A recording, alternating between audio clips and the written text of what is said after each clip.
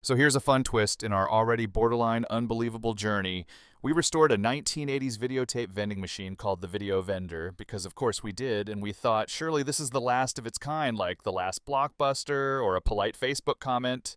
But no, plot twist, there are nearly 100 of these machines just sitting in two warehouses 90 miles north of Fort Worth, Texas.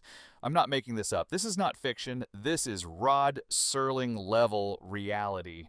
The owner of the machines saw our videos and reached out to say, would you like to purchase a small army of nostalgic wood grain monoliths for pennies on the dollar? And yes, those are my words, not his, but the sentiment is the same. If nobody buys them soon, they're getting tossed in the trash like unsold Beanie Babies and everyone's old VCRs. We'll show you the inside of the warehouses later in this video, and trust me, it's a sight. Like walking into a VHS-themed episode of The Twilight Zone, where every episode ends with a label that says, be kind, rewind, or else. And if you're already frothing at the mouth to hoard analog media dispensing technology, their contact info is in the description. Go. Now, where were we? Oh, right, our sentient brick of 1980s ambition, the Video Vendor, is alive and functioning, but it's still in the garage where dreams go to die next to old paint cans and my dignity. It deserves better. It deserves a spot in the living room where it can silently judge guests and compete for attention with the TV. So I hatch a plan. We'll just roll it onto the deck and bring it inside. Simple, right? Wrong. Because apparently the gods hate geometry. The machine is too tall to go that way, and yes, I measured twice. So we pivot to plan B, which involves rolling this 700-pound vending monolith across the lawn, up a steel ramp that we've never tested, across the deck and into the house like some kind of an arcade-themed military operation. And it's not even the president's birthday. And did I mention, because it bears repeating, this machine weighs 700 pounds, empty, without tapes, without the soul of a long-dead video clerk inside it. It's basically the Incredible Hulk if he were like a sad appliance with fluorescent buttons and a coin slot. And guess who's pushing it? Me. Human Bruce Banner, emotionally and physically unqualified for this moment. We only had to displace 3 innocent arcade games to make room for this enormous robotic blockbuster. Street Fighter is staying, because obviously it's Street Fighter. But Mousetrap and Ladybug? Yeah. They've been sent to the big pixelated pasture in the sky, also known as the storage unit that smells like WD-40 and broken promises. May their attract modes loop forever. Now that the beast has breached the threshold of my living room like it's storming the castle, let's run a full rental demo. I've set the price to 25 cents because that's what things cost in the 80s, and I've committed to the bit. We're keeping with the living room's arcade motif, which is equal parts charming and completely unhinged if you're trying to explain it to guests. Please pardon me as I switch into play-by-play mode, where I momentarily shed my absurdist narrative persona to become the overly dramatic sports commentator I was clearly born to be. And the tape has been selected. It's grabbing it, pulling it onto the transport, and it's bringing it down. The crowd goes wild. All right, let's reach inside of here and pull it out. Look at that. I probably had to work out to do that, grabbing the Terminator. And look, if you return it within 15 minutes, you get that quarter back. It's amazing. Look at that. Green screen's now printing out as a receipt, and if you put your mind to it, you can accomplish anything. That's what something Marty McFly said. All right, now let's take this Flash Gordon tape, and we're going to return it. And I think all you have to do is just say, I'm going to return a tape, and I'm hitting the button. It's bringing the transport into position to accept the tape. I'm looking at the tape going, oh, this tape, it's so cool. All right, we're going to put it into the little slot, drop it in. The reader's going to read it. I'm going to run out of the way so that you can watch the action, and I can also move the camera. All right, it's going down into the home position. And the transport's like, okay, you made it here. All right, let's go and drop this off. Now, this Flash Gordon tape gets to go way over to the other side. Like, that Terminator tape was just way too close. Going all the way, almost all the way where you can't see it. All right, we're pushing in the tape. It's going into the hole. I think. Kind of see it. I don't know. This looks like something's going on. Oh, I couldn't put it in the hole. That's what she said. So we got to reset and take the tape back and say, you know what? Let's try this at another time. Man, we were so close, guys. We need a quick win here, something simple, something manageable, something to trick my brain into thinking this entire nightmare has structure. So we're going to tackle one of the last problems I've been conveniently ignoring, like a bill from the hospital, the display case lights. These lights, sometimes they work and sometimes they just don't. Like, I'm tired, don't talk to me until I've had my coffee levels of not working. The bulbs are brand new, but the transformer, oh, the transformer is old. It is retired Florida golf community old. It's seen some things, let's put it that way. Now, I did get a shiny new transformer.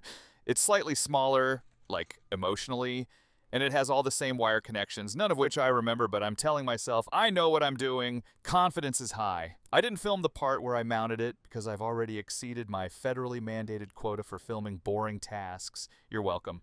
We connect everything using those gray twist caps, very literal name by the way. You twist the wires together and then you trap them forever, like a little prison wedding ceremony for copper strands. Now, the moment of truth, it powers up like a champ, which is great because I'd taken bets on where the flames were going to erupt from. I had $5 on somewhere near the marquee and 10 on a portal to the underworld opens and Zelda Rubinstein floats out yelling her catchphrase. Go into the light! Well, we are back in my play-by-play mode. I'm going to try again. I've made slight adjustments to the configuration of the transport. It's coming up. I have a good feeling about this. I'm going to put that Flash Gordon cassette back into the transport. Once again, we're going to try to get it to go into the hole, as they say. I've ran off to adjust the camera so that you can watch the whole thing happen. It's going to set down into its home position. This is very exciting. And now it's getting ready to go all the way up, all the way to the left, almost out of camera sight. It's bringing the cassette tape with it. I don't know why I'm calling it a cassette tape. It's a videotape, but hey, whatever, go with me. All right, it's pushing it in, and I think we've done it. We've returned to tape. I think we've got the machine is fully operational. We can rent a tape and we can return a tape, and it'll leave it there where it belongs. This is fantastic, everybody. I want to jump for joy, don't you? Yeah. The second half of this fever dream is a field trip to TK Design and Thrift out of St. Joe, Texas, which sounds like a made-up town from a Hallmark Christmas movie, but I assure you it's real, and it's home to something even crazier than your aunt who collects crying ceramic clown dolls. Nearly 100 video vendor machines just hanging out. Like, it's totally normal. Like, it's totally normal to walk into a thrift shop and find 100 VHS machines just sitting there, like someone discovered a cave full of all the old Blockbuster video store shelving in Texas and just said, yeah, let's keep all of it. Many of these machines were never even used, pristine, untouched. Like a 17-year-old computer genius at the junior prom, the store is literally built around them. The only things missing, a couple counterweights and an electrical plug or two, which is no big deal because I swear I have a spreadsheet about this. I know where the counterweights go and how much they weigh. I know what plug to use. I have become one with the video vendor. I speak its name and it answers in barcode sounds. So how did all this happen? Well, a family member acquired the warehouses with the machines inside and didn't know what to do with them. Because of course they didn't. What do you do when you inherit 100 forgotten vending machines? You panic and you try to pawn them off quietly. But then we started posting about these haunted treasure chests on YouTube and people lost their minds. And by people, I mean you. Yes, you, the viewer who just bought one and is now wondering how you're going to explain this to your significant other. And listen, there are still at least 90 machines left. I recommend shipping with Beltman Logistics because they know how to handle cursed artifacts that weigh 700 pounds and smell like 1985 carpet glue. I'll put all the info in the description. And now, let's hand the mic over to Trey, keeper of the machines, high priest of St. Joe, as he gives us a tour of his time capsule. Buckle up because we're not in Radio Shack anymore. So, down this wall right here, and it looks like this one's in pretty rough shape right on the corner, but those are all, there's 10 video vending machines right here, so that one's probably going to be a parts one. Then we go down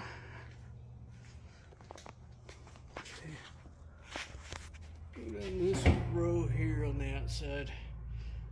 there is 18. Well, so right behind all of this here, all of this, there's a video vending machines there.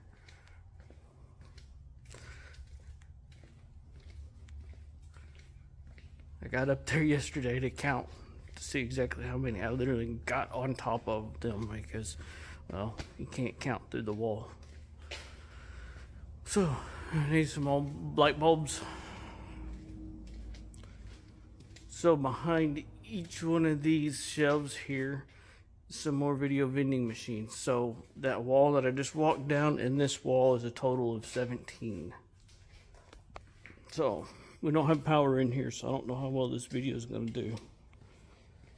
We're going to find out. Let's see if I can just turn the light on. So here is 2 machines.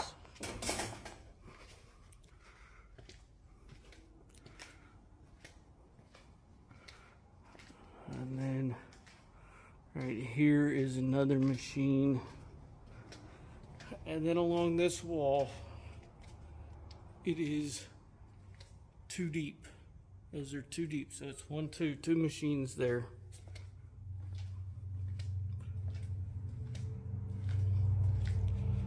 All the way around this building, it's 2 deep.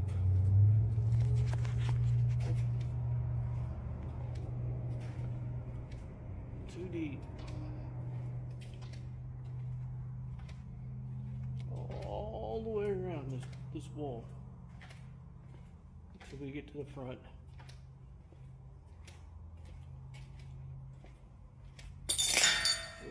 Broken glass. Alright. So the front here has 2. Let's see, some of them I don't know if they're going to have the max or not. All of them. So you got that one there, and then singles up there. But then, on this wall, so it's 2 side by side, 2 deep, 2 side by side, 2 deep, 2 side by side, 2 deep.